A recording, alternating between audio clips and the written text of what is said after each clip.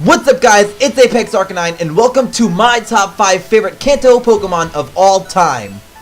Now in this video, I'm going to be talking about my top 5 favorite Kanto Pokemon of all time, and some on the list have only become my favorite recently due to the Alolan games and the chance to catch Kanto Pokemon and new Alolan Pokemon in the same thing. So they were never on my team originally in Fire Red and Leaf Green or Red and Blue, but they were on my team in Alola, and they have since become one of my favorite Pokemon. If they're on this list, I'll let you know. So let's jump right into the action.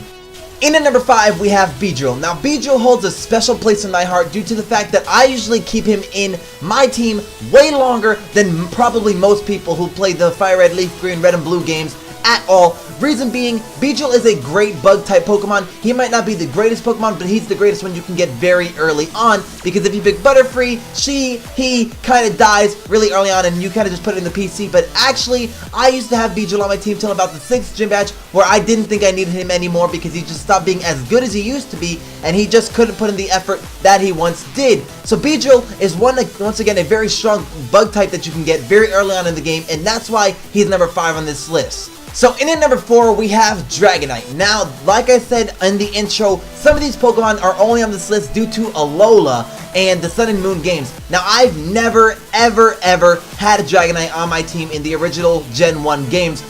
Reason being, it was really hard to get a Dragonair or Dratini and evolve it to level 55 before the Elite Four, so it just seemed like a really big chore to have to fight the Elite Four with, so I decided to completely drown out Dratini from my actual ensemble of Pokemon. But in Alola, you have the GTS, and I got a Dratini, and I actually trained Dratini since it's level 1 all the way to level 55, and Dragonite actually helped me so much to defeat the Elite Four that I am in so much thanks, because Dragonite is such a powerful Dragon-type Pokemon, and the arsenal of TM moves, move tutors, and normal moves it learns is a great asset to your team. And if you're able or at any chance to get a Dragonite, I would highly recommend putting Dragonite on your team, and that's why Dragonite is at number 4 on this list, because of how accessible it is in the GTS now and how awesome of a Pokemon it is to have.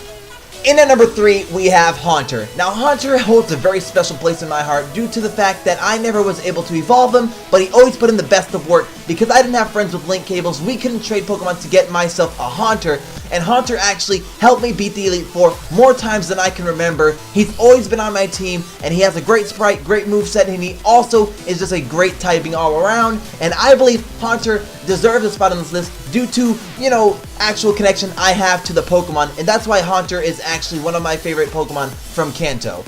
Okay, so number 2 was a tough one to decide against because I love me a Bulbasaur. I love Bulbasaur 10 times as much as any other Pokemon, except for number 1, and the reason being I love Bulbasaur so much is because he's always been the underdog. No one usually picks him. He never wins any debates. Everyone hates Bulbasaur. I love Bulbasaur. I usually always go with the grass types. I love Bulbasaur. His sprite is amazing.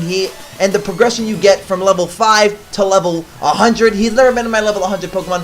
But the adventures you take with your Bulbasaur or your starter, I guess any starter in general, but for me it's Bulbasaur, is just great because you see them grow, you see them fight, and you see them fight for your team. And I love me a Bulbasaur so much because he's an underdog and no one likes him except for maybe a small niche group of people who play Pokemon. But that is why Bulbasaur is in at number 2 as one of my favorite Kanto Pokemon. And mainly, it's because he's an underdog, and I just love him. He's awesome. In at number 1 was a really tough decision, but it's Arcanine, my mascot Arcanine. Now, Bulbasaur was really tough to decide against Arcanine. I went with Arcanine due to the fact that I play with him in a Ultra Sun, and he is actually pretty much my starter aside from Poplio.